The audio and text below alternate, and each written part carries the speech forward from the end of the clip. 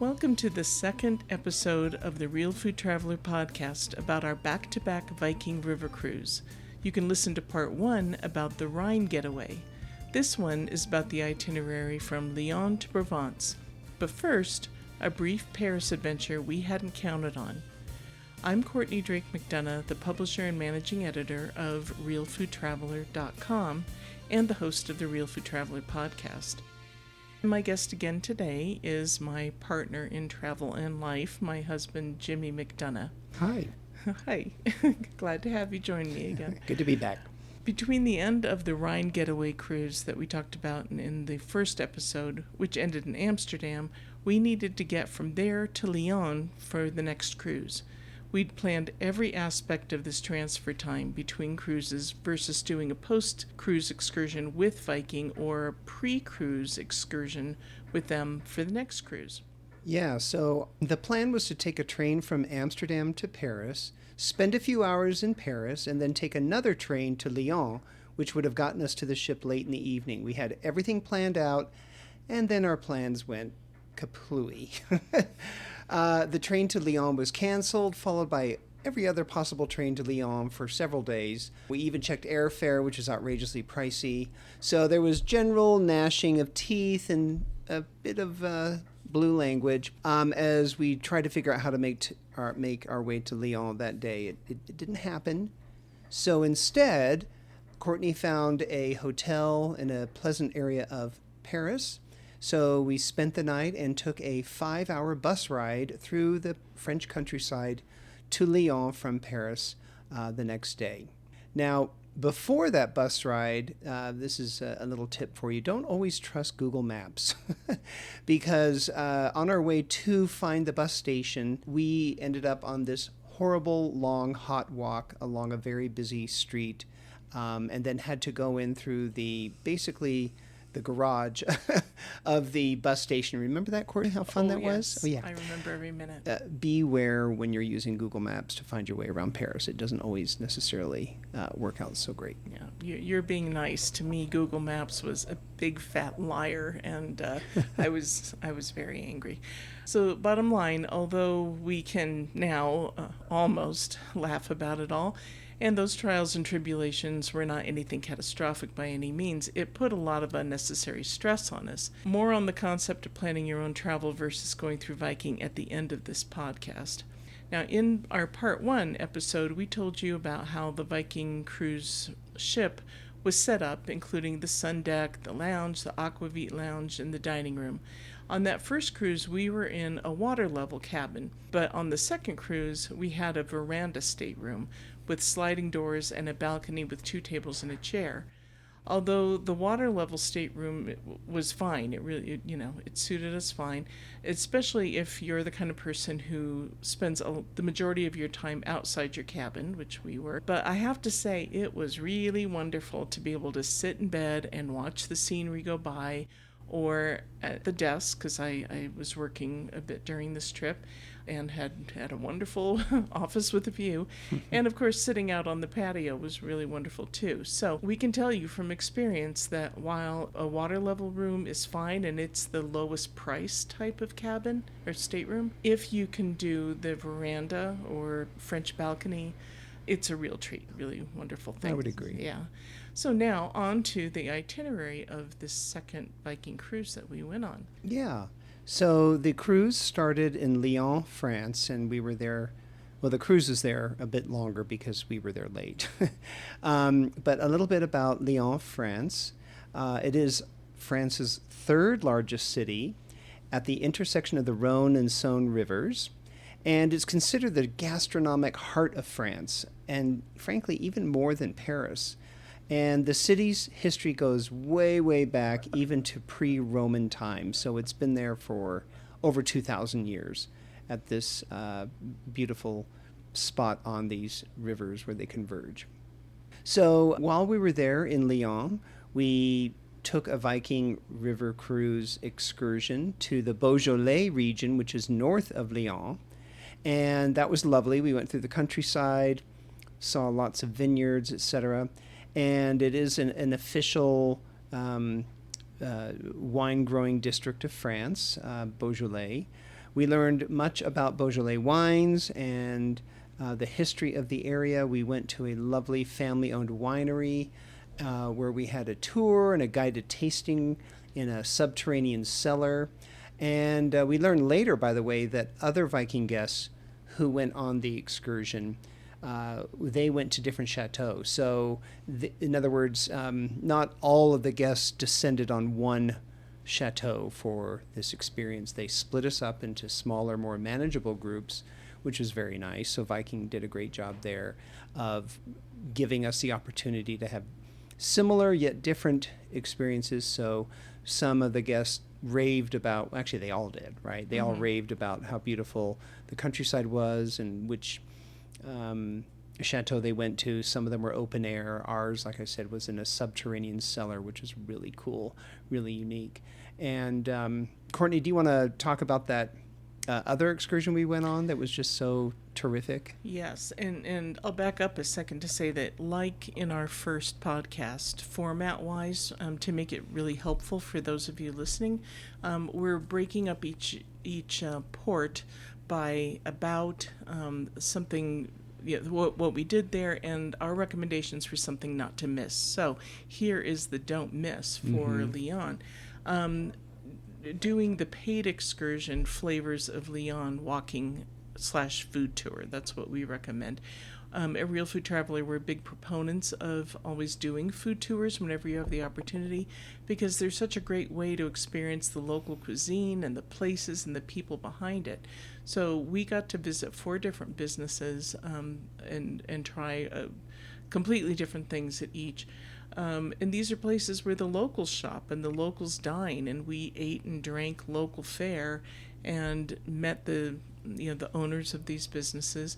Plus, we covered a lot of ground in Old Lyon walking, because it was a walking tour. So we saw a lot and learned a lot, and it was a really great excursion. It is one of the ones that you do pay extra for, because Viking always has an included excursion in every port that's part of your fare, but then you always have the opportunity, pretty much in every port, to pay a little extra and do something that's a little bit more of a deeper dive. So this was the one we did on this trip. Our next port was Vienne, France, and Jimmy, I'll let you talk about that. Yeah. So we were after our food walking tour, we popped in a tour bus, and because while we were on their tour, the ship had basically gone downriver and met us in this old, very historic town of Vienne, France. It's an ancient Roman settlement that provided an excellent defensive opportunity and for trade, etc., at this bend in the Rhone River. It has just an amazing array of intact Roman ruins, including a really large theater on the hillside, which turns out we were there the last day of this major international jazz festival that they were hosting. So it really is quite picturesque and very historic. I really, truly enjoyed Vienne for a bunch of reasons.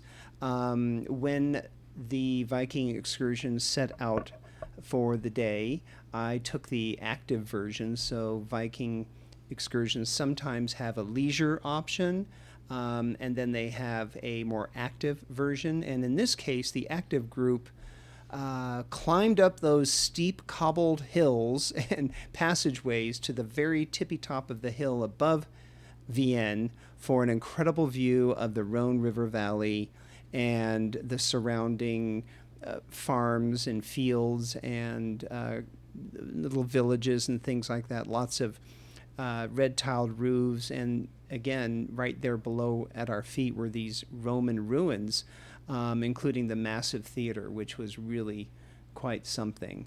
And one thing to definitely not miss, certainly the Roman ruins. It's hard to miss those. Although you do have to climb up. They're not right along the river's edge, so you do have to climb up the hill a bit to see them. But don't miss that. But also, perhaps even more than that, for Real Food Traveler lovers, is the massive market that takes place there in Vienne on a weekly basis. It just is amazing. It for a fairly small town or village the size of Vienne, this market is just a huge draw. It's really a regional sort of market, and it just goes on and on for blocks and blocks. There's all sorts of fresh produce, prepared foods, clothing, jewelry, etc., and just a wonderful experience that was a real highlight, frankly, of the very first part of our cruise, was seeing that market and all the wonderful foods that were there. And I did partake in some. I snagged a slice of what's called pissaladière, which is sort of like a pizza with anchovies and onion, very intense flavored. And then I had this, remember that beautiful loaf of bread I brought back? This big, huge, I couldn't resist, a huge, crusty loaf of bread. And some pastries, too. There were some lovely sweets. So definitely check out that market. And you told me that that you saw local shopping there, like people definitely going up and down the hill with their carts and doing their shopping. So you're able to walk. You're there right with the locals and shopping like the locals do. So that's wonderful. And they're a hearty lot of people there in Vienne. I'll never forget, on this very steep street was an older man, probably in his 70s. And he was moving along just as fast as you could imagine with his shopping cart headed to the market. And I was just thinking about, oh my goodness, he's going to have to go back up that hill with it loaded full of produce for the week, etc. And good for him. I mean, he was going faster than I was, and I'm a good decade or more younger than him, so that was impressive. That's probably their stay healthy and youthful plan. Just kind of going up and down the That's market. how they work off all those delicious breads and pastries. For sure. Our third port on the Viking cruise was Tournon. Tournon is a humble but pleasant village. It was lovely, and it was a jumping off point for the Ardèche, which is a mountainous area. The thing we did that day, Viking provided 2 included excursions, which is unusual: the Tournon steam train and an evening Vivier walking tour. As for the train, it's a coal-burning train that transported goods from the Ardèche region down to Tournon for distribution along the river. Now it's a sightseeing train, and it is a coal train. So we were warned by our program director the night before that you will get little bits of coal on you, and not to brush them away. To when you get off the ash. The ash. When you get off, kind of shake your clothes off. And I was so glad he said that, because indeed that worked.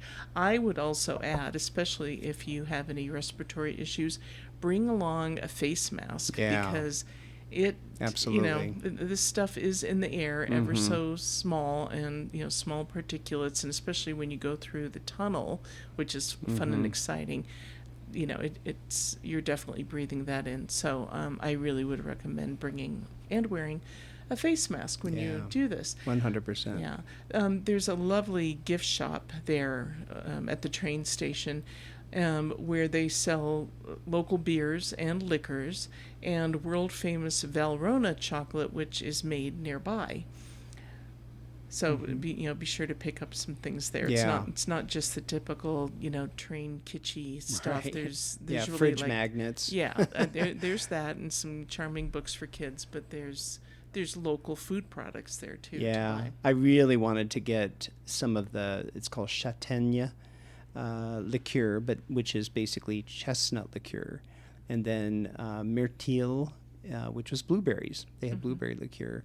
And something else I never did understand what it was, but they all look so enticing. But I knew we wouldn't be able to take it on the plane with us to return to the States later. So, so as Courtney mentioned, the steam train into the little bits of the Ardèche was included, and that came out of Tournon. And when we left Tournon and sailed on down the Rhone River, we ended up docking at this medieval old village known as Vivier. and it's considered to be one of the best preserved towns, medieval towns in France. And it hosts France's smallest active cathedral, which is surprising because it really was quite a small cathedral. But the town really is just, we visited at night, which was also unusual. And it just so happens it was the day before Bastille Day, which of course is a big national holiday in France. And we were there at the top of the village where the castle used to be, or well, parts of it still are. And we were fortunate enough to see the fireworks display. So apparently in France on Bastille Day, sometimes they have the celebration the day before and the night before, so they can take the day off of Bastille Day and kind of relax and sleep in, I guess. Some towns do that. So that was really fun. And so definitely I would suggest not missing climbing through the old town of Viviers to look out over the countryside and the Rhone River. There's lovely views. And at night, if you can do it at night as well, when you look over the village, it has this lovely warm glow. I got some great pictures up there, which were really unique. So I think it probably is I didn't see it during the day, but I can imagine it would be really beautiful during the day, but even in the evening and at night after dark. Mm-hmm. Our fourth port was Avignon, France.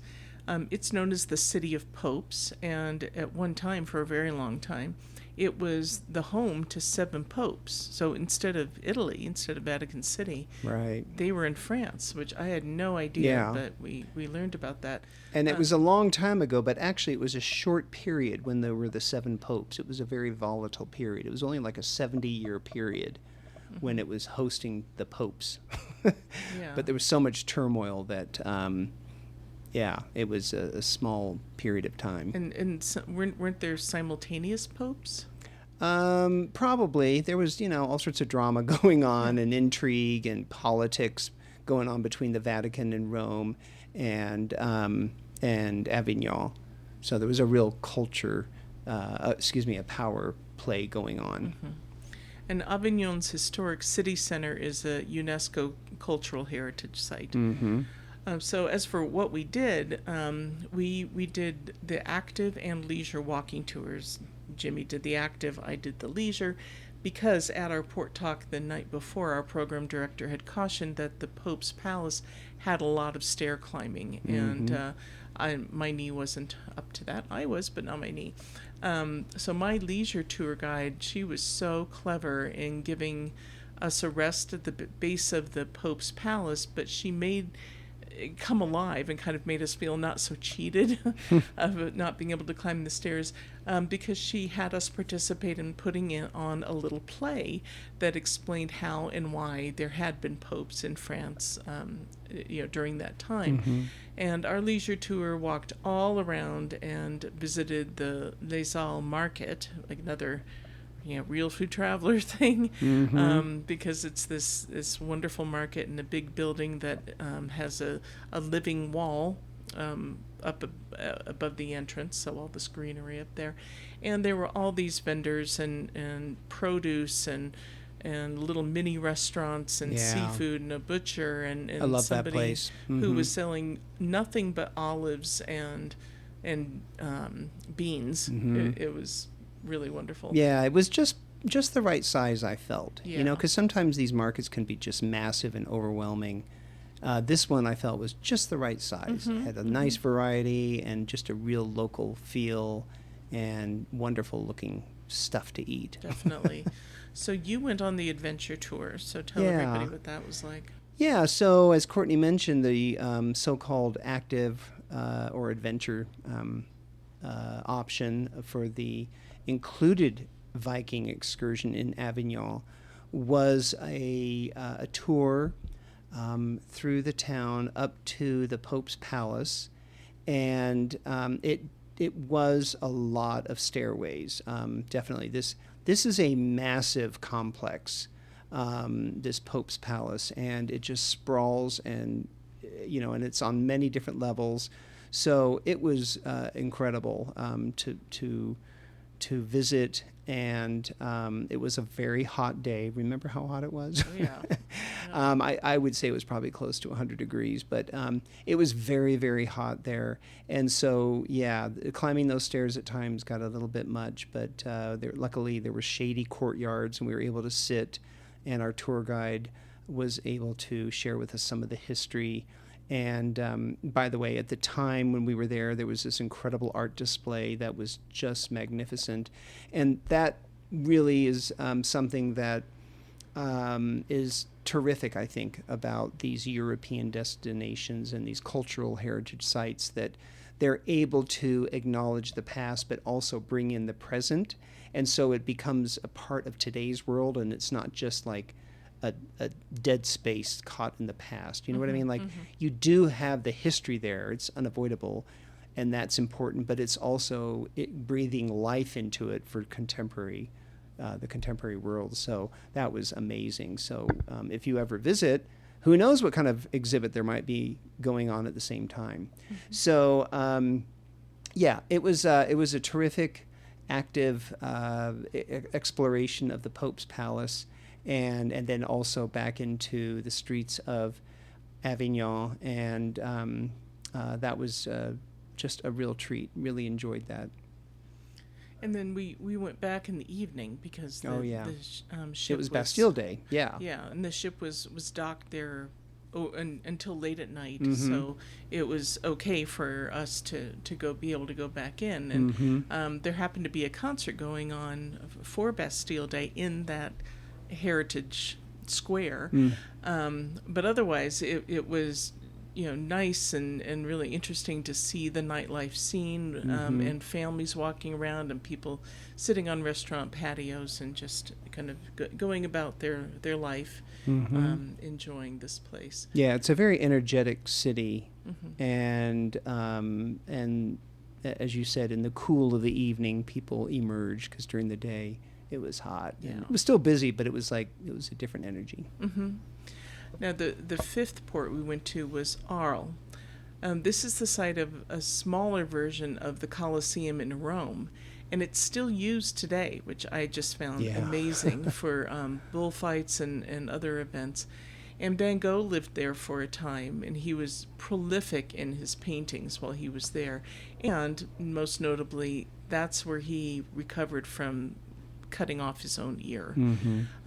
As for what we did a walking tour through Viking, the included excursion, that took us past many sites related to Van Gogh's life and subject matter of some of his famous paintings. In fact, there are several places where they'll have a sign with the famous painting, and you're looking at it you're seeing the real scene, and from the point at which he stood there and was painting. And it's just really, it's a little bit freaky, but it's also really cool to think, wow, Van Gogh stood here and he saw what I'm seeing and he painted it, and this is the painting. It was really, really something. We also went into the Colosseum, because you can, where we sat in seats that were where wealthy Romans sat to watch the various games. And I thought about that a lot. I just thought of all the people over hundreds of years who'd sat where I was sitting. It's really daunting. And our guide was great. She painted a vivid picture of how the Colosseum has been used over the centuries, including at one time it was filled in with homes and businesses, like a self-contained village, until illnesses from poor sanitation made it just untenable, and they had to get rid of everything, and people were very, very sick. Our don't miss for this is having something called a pack-a-lo drink in a cafe. This was something that our guide told us, now make sure you do this. And it turns out that P-A-C, is a product.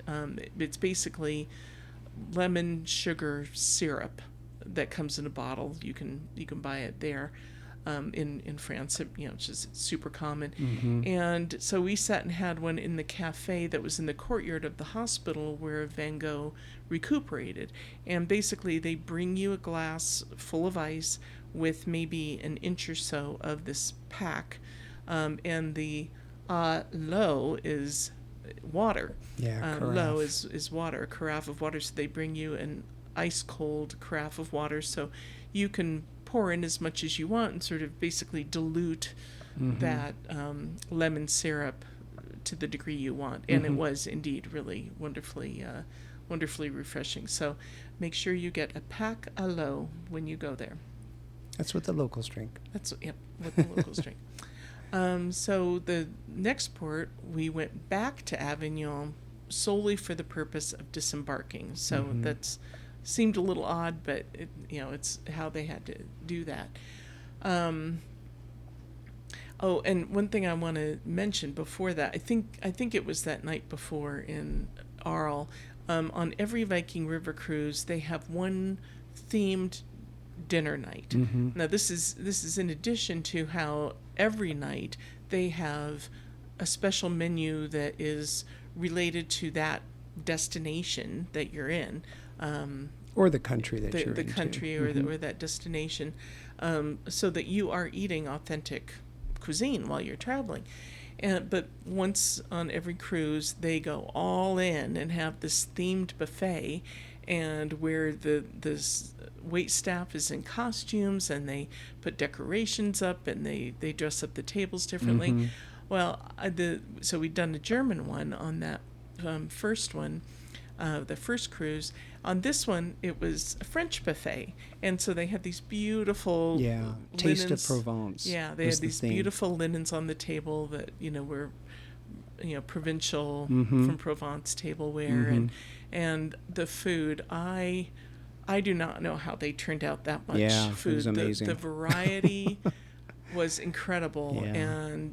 and it was truly local food. It is what we saw in that marketplace. It's what we saw on menus in restaurants, and so it's just so impressive that they do that, and it was really delicious. Yeah, so. it was. And another thing that occurs on every Viking cruise, and certainly happened on this one through France, is unique entertainment in the ports, in multiple ports, not necessarily every port, but on this cruise in particular. Remember, there was the one night where there was a French chanteuse who channeled Edith Piaf, and her voice was incredible. I mean, she was an incredible singer and performer, and she really got the crowd of Viking guests into it and made it just a wonderful sort of cabaret environment. I loved that. And then they had a trio of... No, wait, was it a trio? Well, I think it was a trio of musicians from the city of Arles that came on board, and they were called Les Gitans, which is French for the gypsies. And they performed sort of Gypsy Kings inspired music, and there was a couple of men who played guitars, and there was a woman who danced, and they were phenomenal and just incredible sound, incredible performers. And by the end of that performance, remember, the dancer, the woman, had everyone up on the floor, clapping their hands and stomping their feet, along with the beat. Yeah, and she was teaching us flamenco. Yeah, a little bit, yeah. And it was just really joyous and a wonderful connection to the place we were. And I really value those experiences that Viking provides, because they really are... rooted in the culture of the region where you're at. And and I want to add that we before we did Viking River cruise, we did a lot of ocean cruises with a whole variety of cruise companies. And one of the things we've always loved most about ocean cruises is the big shows. And so when we did a river cruise, we thought, we're not going to get that, but. And it's definitely not to the same scale in a huge auditorium, but They are all like this wonderful cabaret show, or Mm-hmm. bringing in a little group and everyone's dancing the night away, or it's much smaller. You're Mm-hmm. right there with the entertainer, Mm-hmm. and the entertainment is great. So Mm-hmm. it's not big and grand like a big Broadway show, Mm-hmm. but it's great. Yeah. Yeah. We didn't feel cheated out of entertainment at all. Yeah. Not at all. So again, we were back to Avignon to disembark, and now this is where the majority of people left and went home, but we did something that you can do with Viking, and I alluded to this in the beginning.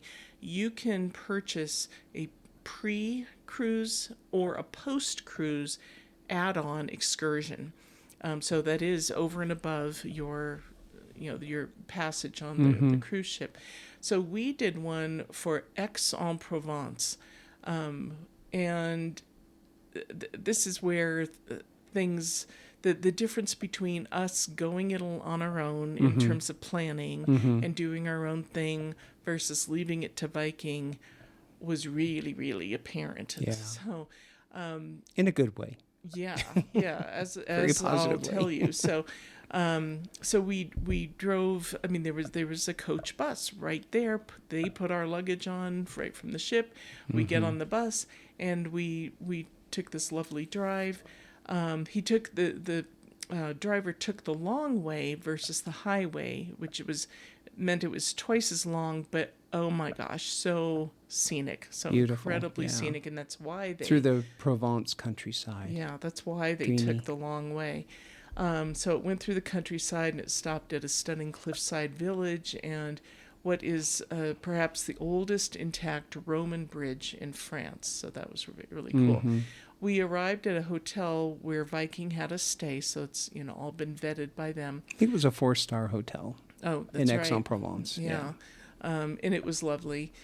There was a Viking guide there waiting for us who took everybody on a kind of get acquainted walking tour, pointing out essential things like this is where the ATMs are, this is where the currency exchange is, here's the tourism office, these restaurants are worth going to, and this is what you should have there.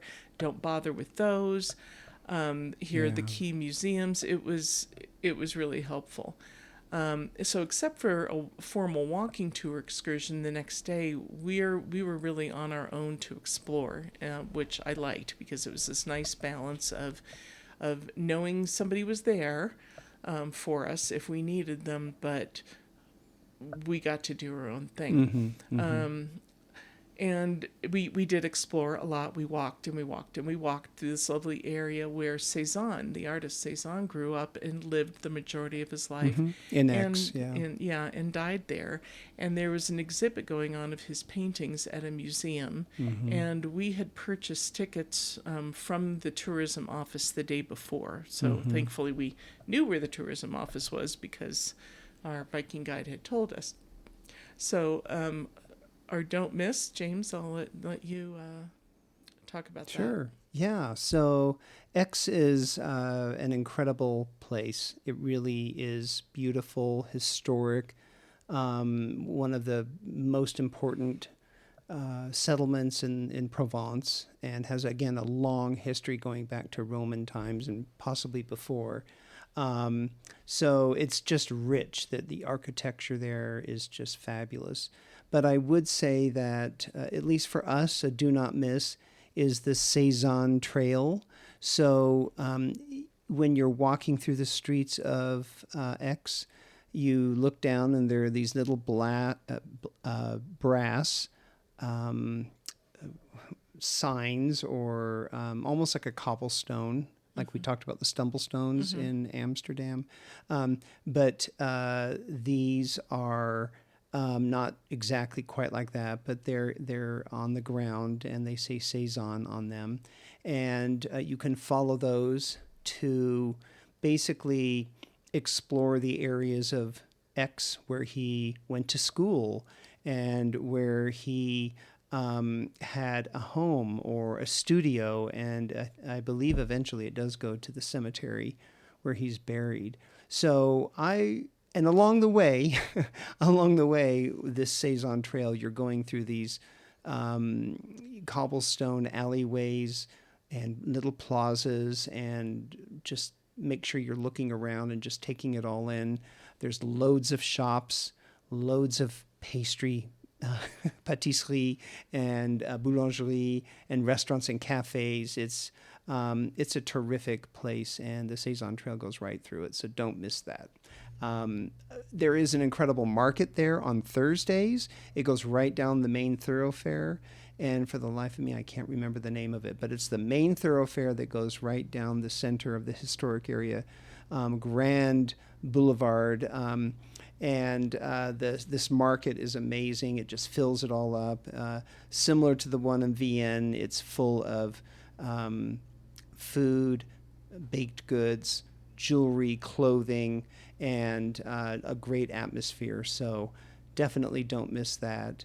And when we visited the market, we needed a little bite to eat. So we took advantage of a local vendor and purchased one of their pan beignets, which is a bathed sandwich. So it's a lovely loaf of bread that's been semi-hollowed out and filled with all sorts of yummy local vegetables and olive oil and what else? Olives, herbs. Yeah, just a wonderful blend of things. The area is also known for fougasse, special bread with olives in it, and we bought one of those loaves as well.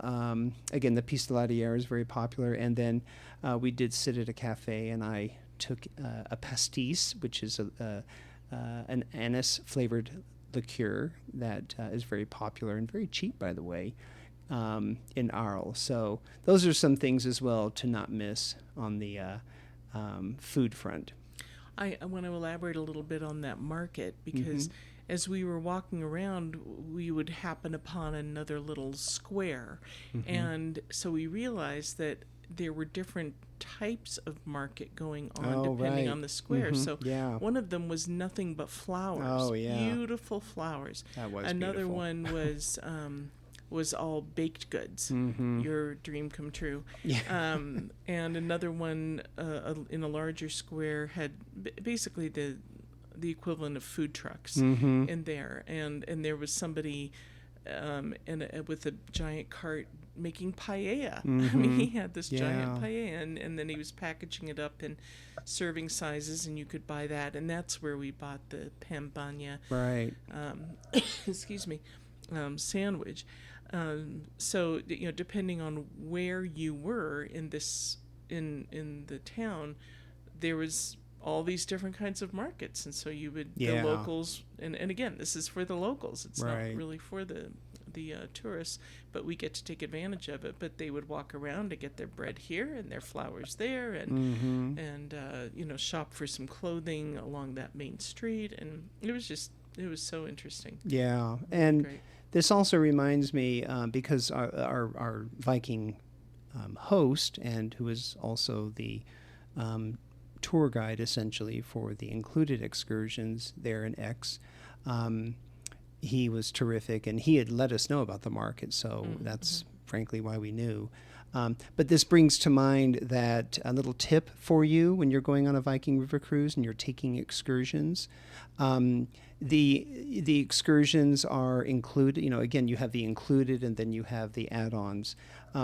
It is not required that you provide a good gratuity to the tour guides or the bus drivers. However, it is very, very welcome, and it is, I think, nice because they really work hard, and they really do.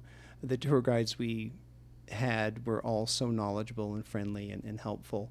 So I think they suggest like €2 to €3 for the bus driver, and maybe €3 to €5 for the tour guide. And of course, it's up to you if you want to give more. Then there were some that we gave more to. So just want to throw that in there, and that because frankly, you need to plan for that, right? You need to you need to have some cash. You need to have some euros in your pocket to pass on. So just add that to your planning, these gratuities. And trust me, when you see these folks leading all of you through the streets and keeping you safe, you're going to really appreciate their assistance and their friendliness and their passion for what they're doing. Because these are local guides. These are people who live in these communities, and this is their living. And they're very passionate. And I believe, especially in France, they have to study to do this. They have to pass and be credentialed, as it were. It's not just some Joe Schmo off the streets. That there's it's a valued profession in France, because the French are very proud of their culture and they want to share it, but they also want to share it in an appropriate, knowledgeable way, so that their visitors will also grow to appreciate it. So, and on top of that, then Viking also, in order for Viking to partner with them, to feel that they are worthy of, of having their guests be taken care of by these people and led around. Viking has their own vetting process and testing process, and I think I mentioned in the first episode of this podcast that our program director explained, and we saw that they're going around with some of these excursions, kind of popping into different ones to see, is everything okay? Does the guide have what they need? Are the guests okay? And so, it's all being monitored and making sure that it's up to snuff, basically, for Viking and for their guests. And I do want to mention, because I'm really glad you remembered to bring that up about the tips. When you sail with Viking, and pretty much any cruise line that you sail with, tips are something that you prepay for, and those are divvied up between all the staff, from the whole crew, the housekeeping to butlers to wait staff to program director to the financial manager, everybody. But they made it clear to us that money that we've already paid does not apply to the coach drivers, the bus drivers, or to these local guides. Right, because they're not Viking employees. Exactly. So that is an over and above thing, and believe me, because you're getting such great information from them and so many little insider tips, they're certainly worth it. And these drivers are, they're taking all these people and going up these windy roads and on these highways, and they do a great job, and they're certainly worth a little something from everybody.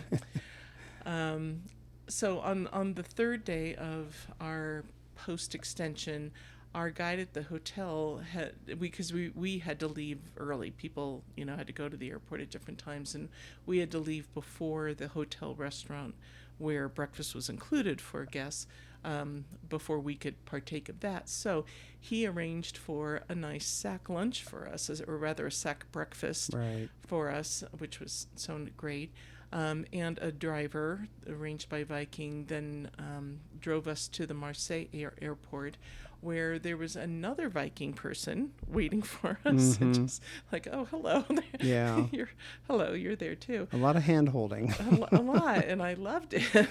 And had anything gone wrong, they would have found a way to make it go right, which, definitely made me think about our time in Paris, where things were going. Yeah, we were on our own, trying to scramble. Yeah, things were going wrong right and left. And it was just so much less stressful, and a great way to end our time there. And then when our particular way home was the flight from Marseille to Paris, is Charles de Gaulle Airport, where there was another Viking person there to make sure we knew where to go to get within Charles de Gaulle. Yeah, and it was just such a treat. So yes. Doing these add-on excursions pre or post cruise does add on more money, but we really feel that it's worth it, because it's just all such a treat. And what price can you put on enjoyment of a vacation? And I will add, I'm just going to get really real here. You know, you and I were traveling together as husband and wife, but there were people, parents and children, you know, adult children and friends and, you know, all sorts of people in different situations traveling together. And, you know, let's face it, when things start to get stressful, you start to snip at each other. Yeah. And then there are negative feelings, and then this fun vacation isn't so fun anymore. And so I also consider this kind of an investment in making sure, in keeping the peace, Yeah. and making sure everybody's having a good time. Yeah. So I really, really appreciated it. That's a good point, Courtney. And I think as well, so I laugh about this, but that little, it was intended to be about 10 hours of our transition, a half day, in other words, our half day transition between Amsterdam to Paris and then Paris to Lyon, right? Between the two back-to-back cruises, right? That was that little time frame there. I spent so many hours in advance planning, researching, preparing, identifying the train routes, the schedules, and, you know, figuring out where are we going to go in Paris. How are we going to get there? What do we do with our luggage? Are we going to drag our luggage through the streets of Paris? No, I found a place to drop it off, a luggage place. And how are we going to get there? Oh, the metro, or should we Uber, or, you know, et cetera, et cetera, et cetera. I kid you not, I probably spent 30 hours before planning that 12-hour time frame. In other words, if I had, in essence, relied upon Viking to arrange all that for me, it would have been done, and I wouldn't have spent so many hours planning for it. I'm not saying I regret it, but I am saying that when you're thinking about these pre and post extensions of your cruise, and you're thinking about all that's included in your Viking River cruise, keep in mind that it's saving you not only the stress and you know, the tribulations that you may encounter and not having a backup, but it's just saving you a ton of time on the front end of the planning and the research and figuring things out. And, you know, that's something worth considering. Well, and here's the kicker. It also saves you money, because we couldn't get our money back for that train that was canceled, because they don't do that. We had to buy tickets, pretty pricey tickets, for the bus that we ended up taking. We had to pay for a hotel that we hadn't counted on. And, you know, a modest dinner that night, and breakfast the next day. So we ended up, there were all these expenses. You know, it grew to be a pretty expensive day. It really did. And I want to add too, because you are the master planner, and you to experiment, when back on the first cruise, you used AI to plan. I forgot about that. Yeah, you used AI to plan Amsterdam, and it came up with this whole plan, and a lot of it ended up being completely wrong, like non-existent places. There were some problems with using AI. I used it for the Rhone as well. I used it to for the Rhine Getaway, to look at places along the way, and then for the transition period, and then also for the Rhone. And the fun, we could have a whole podcast on that alone, using AI. Let me put it, the bottom line was I was not impressed with it, and it might be me. It just might be me in the way I do things. But that was of minimal use. And again, the beauty of working with experienced professionals like at Viking, they are connecting you. They're connecting the dots for you, and they're providing the guidance and the connection to these experiences, especially for your first time. You know, it's really valuable, and it's worth it, I think. There's no excuse, not yet, or no, what's the word I'm looking for?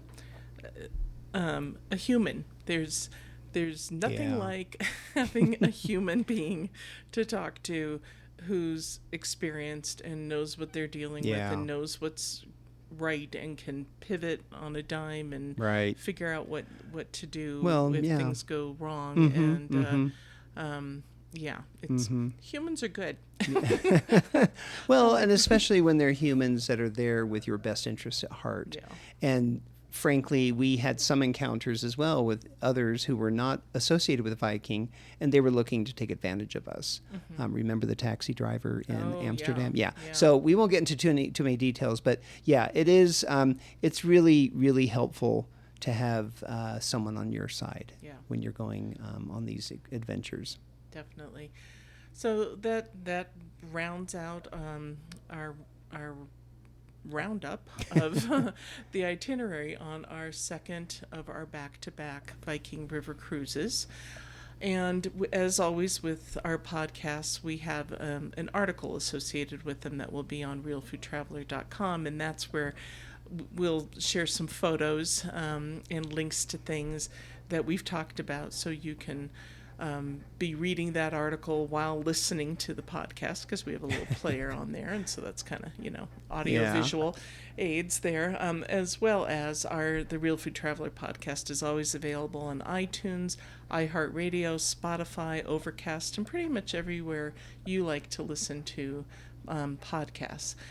We do want to again thank Viking for hosting us for portions of our back-to-back river cruise experiences, and be sure to visit the VikingRiverCruise.com website to learn more about river cruises. And I encourage you to talk to one of their travel advisors, because they can tell you which itineraries lend themselves best to pairing up. They also can pair up their ocean and river cruises too. I didn't realize that, cool. but you can do that. But they'll tell you which the river cruises, it's the most logical, logistical pairing. So thank you again for joining me tonight, Jimmy. Sure, Courtney. As always, and it was fun traveling with you. Hey, I got one question for you. Oh, okay. What? So, back-to-back river cruises, yes or no? Oh, yes. Me too. Yeah, it was totally worth it. It was Definitely. fantastic. Just an incredible experience. And it's definitely go for it. So we covered so much ground, so much water. Went to all these countries. Yeah, And, it's like a dream. Think about it. It's like a and dream. we only had to make that cross-country or cross-ocean flight once. Yep. So highly recommend it. Take a longer vacation and do it upright. So, all right. Thank you, everybody. We hope you enjoyed this Real Food Traveler podcast, and we'll see you next time.